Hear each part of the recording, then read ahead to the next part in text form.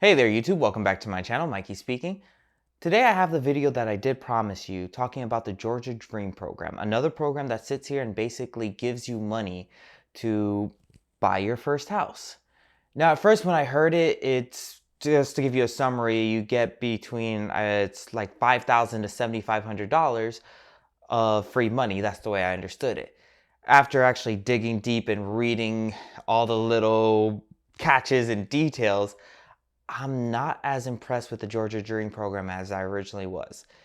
There are a lot of steps, there's a lot of stipulations. You have to qualify in this different small bracket. It's meant for a particularly set people in a certain situation to sit here and help them buy their house, which I am all for. If this helps even one person, then the video served its purpose. But I still don't like it as much as, which I'm going to go over. I don't like it as much as the 15K tax credit I was talking about before. It hasn't passed yet. The second it passes, I promise you, I'm going to read line by line and give you a detailed account of who does it qualify for. How can it help? What are the goods? What are the pros? What are the cons? Just like I'm going to do for the Georgia Dream program. Just wanted to throw that in there really quick. All right, so today I'm doing things a little bit differently. You sit here, you're gonna have this flow chart here to kind of help guide you. And I will try to make this as big as possible and go through each section. This had a lot of different notes to it and a lot of different if-then speculations, who qualifies, who doesn't qualify, how to use it. I wanted to make sure to provide you as much information as possible. I will say this, ultimately, it's going to be the lender that sits here. Well, they have to sit here and send everything to the qualifying person, but the lender should be able to tell you if you qualify this or not, for this or not. They're not going to waste your time on this, hopefully. All right, let me get a little bit more comfortable and let's get started. So let's start with the pros. Now, here, the Georgia Dream program is anyone buying a house for the first time. Now, you don't have to be per se a first-time home buyer, period. It does say in there that if you haven't bought a house or lived in a house that you own for the past 3 years. So example being military, this happens to. Let's say you bought a house in Florida and then you had to go overseas, then you moved to Georgia since we're doing the Georgia Dream program. If the time since you lived in your original house that you own has been at least 3 years, you will qualify for this. At least for that part. There's other qualifications you have to pass as well, being credit score and income, but we're going to get into that. So the Georgia Dream programs to assist people with the down payment for up to $7,500 basically, which we're going to go why I said $5,000 first and $7,500. So if you're just using the Georgia Dream program and you're just a normal civilian, none of the things I'm going to say after this apply to you, you get up to 5K. Now it says up to 7,500 for particular people, being military, public protectors, educators, healthcare providers, and people living with disabilities or members living with another family member with a disability. I'm assuming that means if you have a kid or your mom lives with you. I didn't get too much details on this, but somebody you live with that does have a disability and they're moving with you into this next house. Now, another pro is that the house can be from $200,000 to $250,000. Here in Georgia, that's a great price range. You can find a wonderful house, in my opinion, for around $150,000. Definitely, if you're getting $200,000 in a good neighborhood, I mean, that house is gonna be a great house. The house I have is 85, 90K, and it's still a wonderful neighborhood. I love all my neighbors. The house is beautiful. Up to 200,000, you can get yourself a comfortable house. I believe so. So the 250,000 is if you're buying in a more rural area in Georgia. I looked through the list of where the 250,000 apply, which I'm going to have a link to the website so you can actually look at those yourself, as well as other information, how to apply and start all that. You'll actually apply on the website, but got off topic. The 250,000 applied to more rural areas. Hopefully I'm saying that right. but I don't know any of them. They're parts of Georgia I've never been to yet, but I've only been in Georgia for a year. So I don't know where I was going with this, but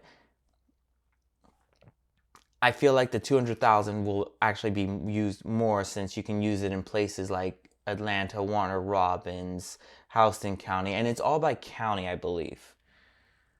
So the Georgia Dream program does work with FHA, VA, conventional, and USDA loans, which is really good. Basically, that 7,500 can go towards closing costs rather than a down payment for military members because technically you don't have a down payment. And even if that doesn't apply, like if they force you to use it for your down payment, that's still $7,500 you can use towards your down payment to bring down your monthly payments. There are quite a few cons to this. I'm going to get to those in a moment, but I want to at least go over the pros to this. So the next pro is actually going to be what I said, that you do qualify as long as you haven't lived in a home for the last 3 years.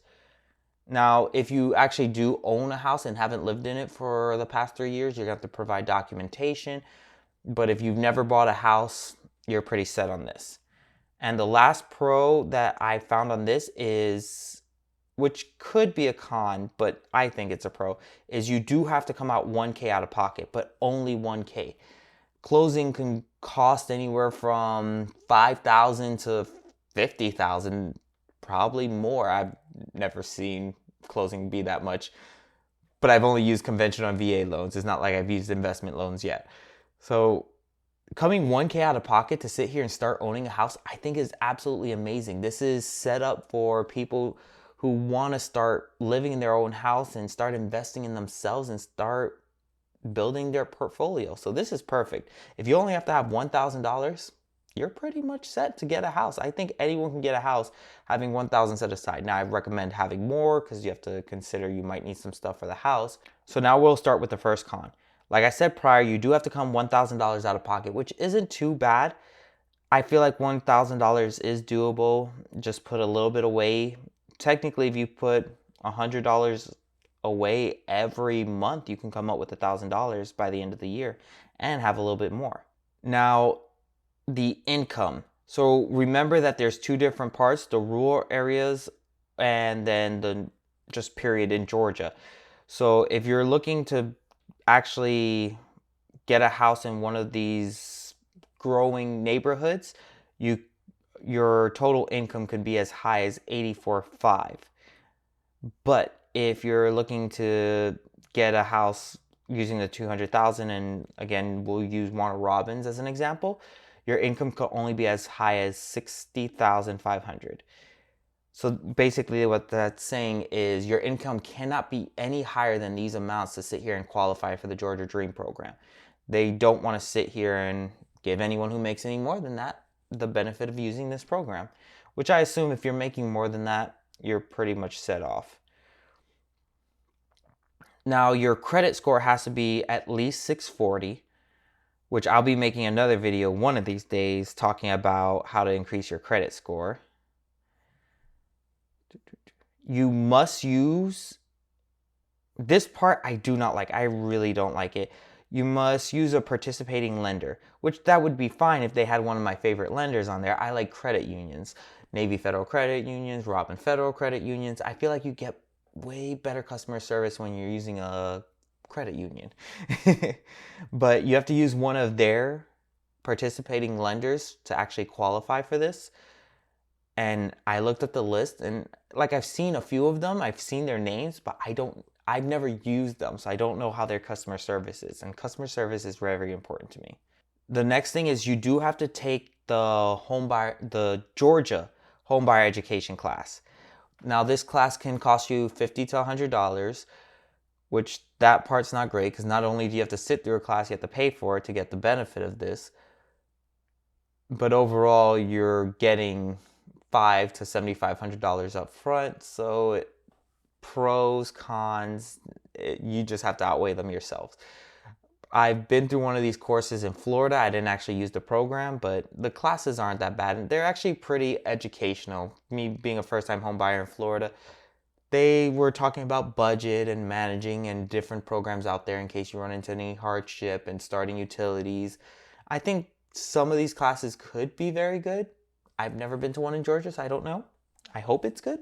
This part was very interesting, and this is why I was saying this pertains to a very particular set of people. So remember the restrictions being that you have to have a 640 credit score.